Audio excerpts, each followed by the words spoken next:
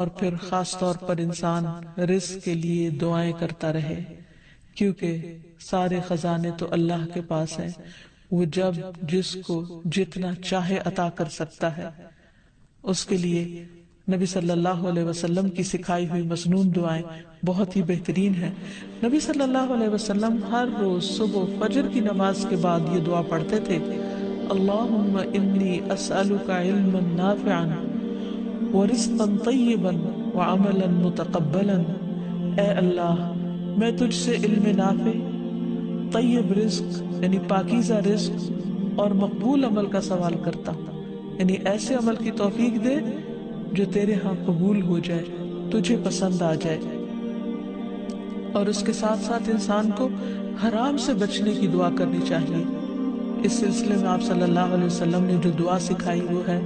اللہم اکفنی بحلالک عن حرامک واغننی بفضلک عمن سواک۔ اے اللہ، اپنے حلال کے ذریعے حرام سے میری کفایت فرما، یعنی مجھے اتنا حلال دے کہ مجھے حرام کی ضرورت ہی نہ رہے، اور اپنی مہربانی سے مجھے اپنے علاوہ ہر ایک سے بے نیاز کر دے، یعنی مجھے انسانوں کا محتاج نہ کر، کسی اور کا محتاج نہ کر، صرف اپنے خزانوں سے عطا فرما۔ پھر اسی طرح خاص طور پر بڑھاپے کی زندگی کے لیے وسعت رزق کی دعا کرنی چاہیے، کیونکہ جب انسان بوڑھا ہو جاتا ہے تو اس کے اعضاء کمزور ہو جاتے ہیں، وہ اپنے لیے خود کچھ کمائی نہیں کر سکتا، وہ دوسروں پر ڈیپینڈنٹ ہو جاتا ہے، تو اس وقت وسیع رزق کی دعا سکھائی گئی۔ فرمایا،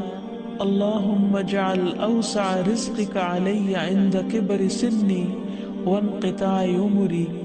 اے اللہ، جب میں بوڑھا ہو جاؤں اور میری عمر ختم ہونے لگے تو میرے رزق کو وسیع کر دے۔ اور اسی طرح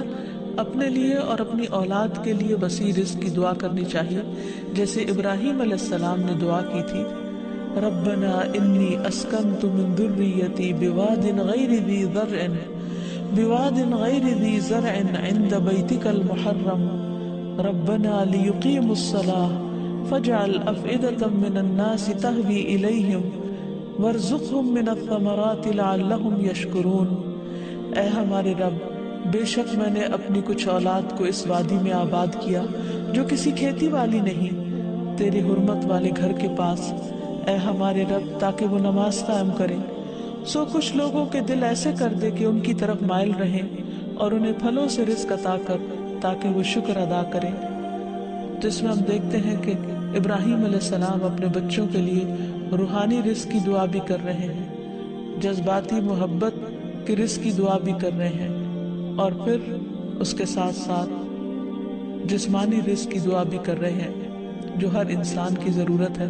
اور اس میں سے بھی بہترین رزق یعنی پھلوں کے رزق کی دعا کر رہے ہیں، کیونکہ انسان کو اللہ تعالیٰ کا صرف رزق ہی نہیں مانگنا چاہیے، بہترین رزق مانگنا چاہیے۔ یعنی ایک تو سمپل سی دعا ہے اللہم ارزقنی، اور پھر